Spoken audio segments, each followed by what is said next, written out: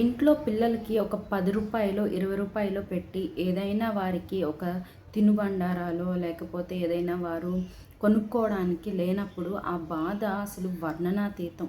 లేకుంటే ఏదైనా ఇంట్లో వంటకు కానీ లేకపోతే ఏదైనా అవసరానికి కానీ మనము ఒక రూ. 100 పెట్టి కూరగాయలు కూడా పర్చేస్ చేయలేని పరిస్థితిలో ఏంటి నా బ్రతుకు ఇలా అయిపోయింది. నేను చూడ్డానికేమో అందరు నన్ను చూసి వీళ్ళకేంలే అంత సంపాదిస్తున్నారు, ఇంత సంపాదిస్తున్నారు, వీళ్ళకేంలే అని ప్రక్కన పెట్టేస్తారు. కానీ ఆ బాధ నేను అనుభవిస్తున్నాను. వచ్చిన డబ్బులంతా చిల్లు సంచిలో వేసినట్లు వెళ్ళిపోవడం, అప్పుల పాలవ్వడం, లేకపోతే మెడికల్ బిల్స్కి వెళ్ళిపోవడం, ఎంత కష్టం చూస్తున్నానో నాకు తెలుసు. ఆ వ్యధ, ఆ బాధ నాకు తెలుసు, ఆ లేమి నాకు తెలుసు. మరి దేవుడు చూడ్డా, దేవుడు వినడా అని నీవు ఒక మూలను కూర్చోనో లేకపోతే ఏడుస్తూనో, ప్రేయర్లో ఏడుస్తూనో, ఎలాగో నువ్వు ఒక డిప్రెషన్లో ఉన్నావేమో, కానీ దేవుడు ఇవాళ నీతో మాట్లాడుతున్నాడు.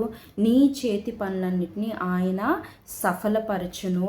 ఆయన నీకు తోడై ఉన్నాడు కనుక నీకేమీ తక్కువ కాదని ద్వితీయోపదేశకాండము 2వ అధ్యాయంలో మనం చూస్తూ ఉన్నాం.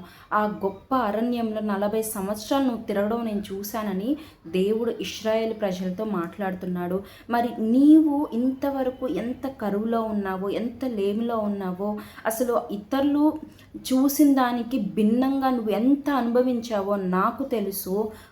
ఎన్ని సంవత్సరాలు ఉన్నావో, ఎంత కష్టం చూసావో, ఎంత లోకి నువ్వు వెళ్ళిపోయావో, ఎవ్రీథింగ్ నాకు తెలుసు.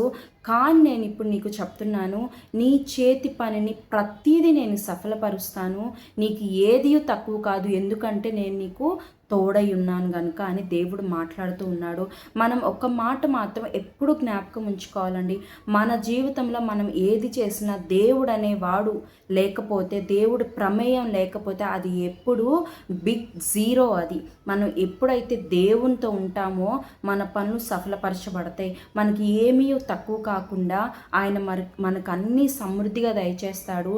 సకలం మనకు ఉండడం, మనం సమృద్ధిగా ఉండడం, ఆనందంగా ఉండడం కూడా దేవుని చిత్తమే. అది ఆయనకి ఎంతో సంతోషం. చాలామంది అనుకుంటారు క్రిస్టియన్స్ అంటే ఏదో లేమిలో ఉండాలి, పర్టికులర్ యూనిఫామే వేసుకోవాలి, ఏమి లేనట్లు అన్నీ తీసివేయాలి అని అనుకుంటారు. కానీ నిజంగా అలాంటి వారిని చూస్తే ఎవరికైనా ఆ దేవుణ్ణి మనం కొలవాలి అని అనిపిస్తుందా? పలానా మనుషుల్ని చూసి ఇదిగో ఇటువైపు వెళ్ళొచ్చు అని వారికి అనిపిస్తుందా?